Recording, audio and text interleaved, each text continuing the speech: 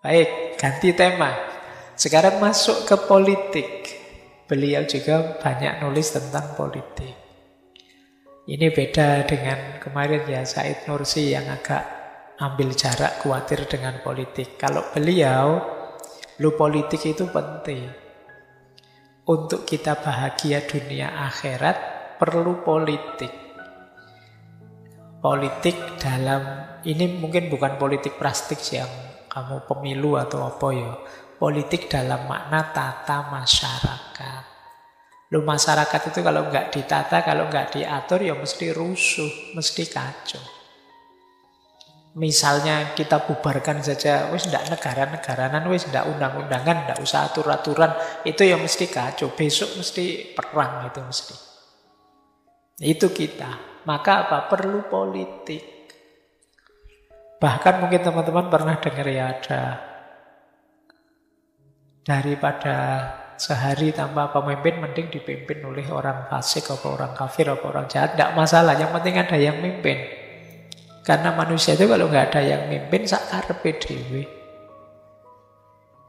Wes itu mesti. Ayo teman-teman misalnya bilang ya, duduknya terserah saja mau dimanapun, itu mesti kacau. Misalnya ada yang duduk semuanya di belakang gerombol, yang di sini tinggal 2 apa 3, atau mesti ngono kacau, nggak karu-karuan.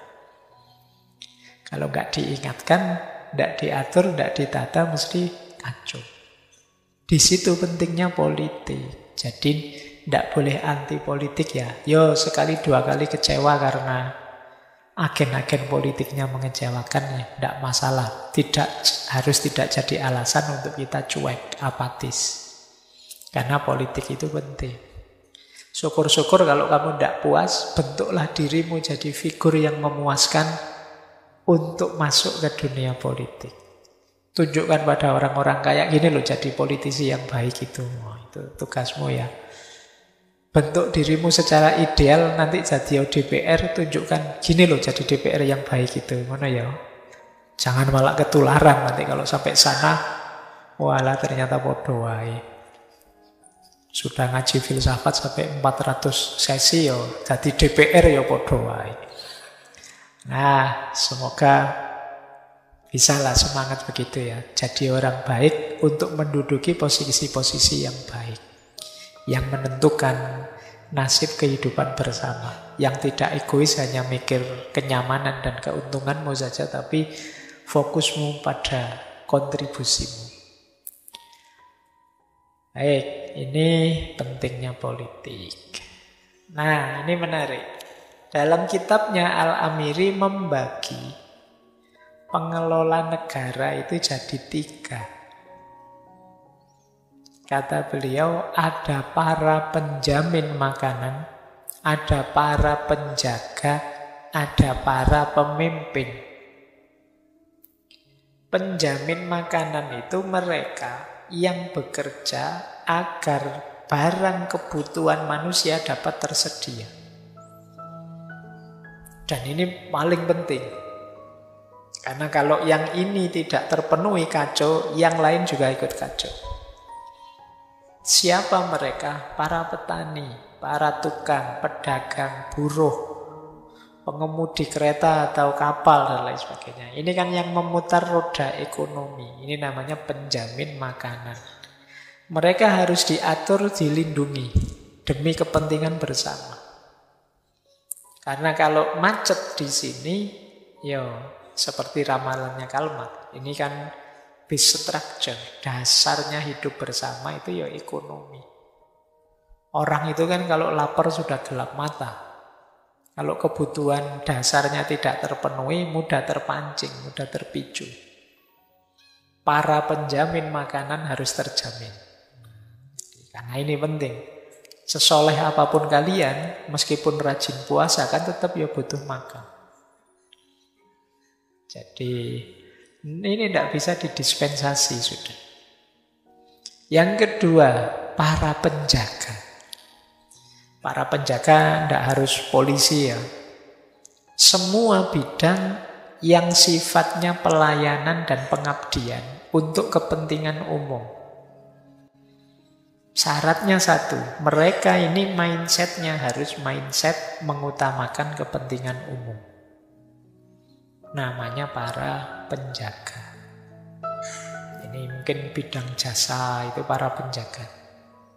Ya termasuk polisi, ya termasuk. Ya mungkin termasuk apa?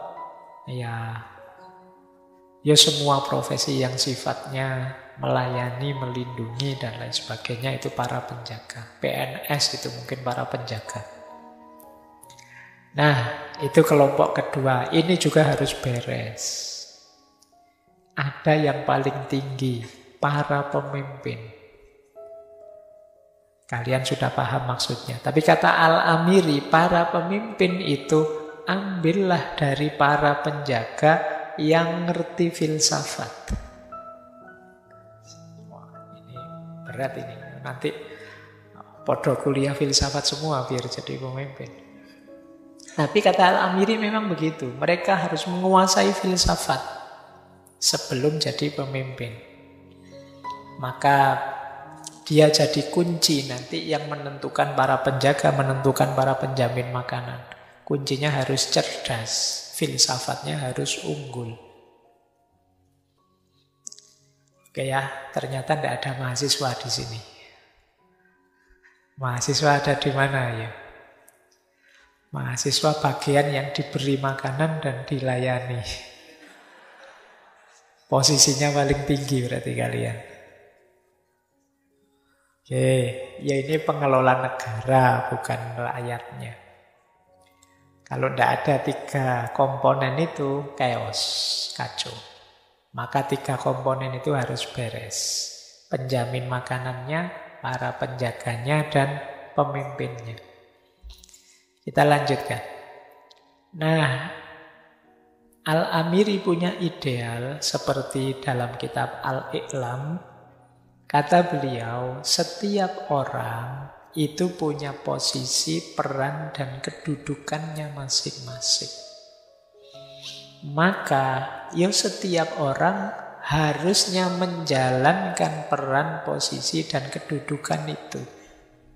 Jangan overlap. Maksudnya, yang guru jadilah guru yang baik. Yang pedagang jadilah pedagang yang baik. Yang petani jadilah petani yang baik. Yang camat, yang bupati, ya jalankan amanahmu masing-masing. Ya di situ kalimat beliau, ada yang merdeka, ada yang hamba. Yang merdeka jalankan peran orang merdeka, yang hamba jalankan peran hamba. Zaman itu masih ada perbudakan. Ini kalau dulu teman-teman mengikuti kajian Konfusianisme itu kan ada ajaran reifikasi of name. Jadi meluruskan nama-nama. Meluruskan nama-nama itu ya identitasmu apa, peranmu apa, jalankan itu. Yang mahasiswa jadilah mahasiswa yang baik. Itu negara akan tertib dan maju. Itu loh. Jangan kacau, kebalik-balik. Misalnya harusnya dagang malah ceramah. Harusnya belajar yang mahasiswa malah kamu main game saja. Ngeslot tiap hari. Jadi, yo kacau kamu tidak ngerti peranmu.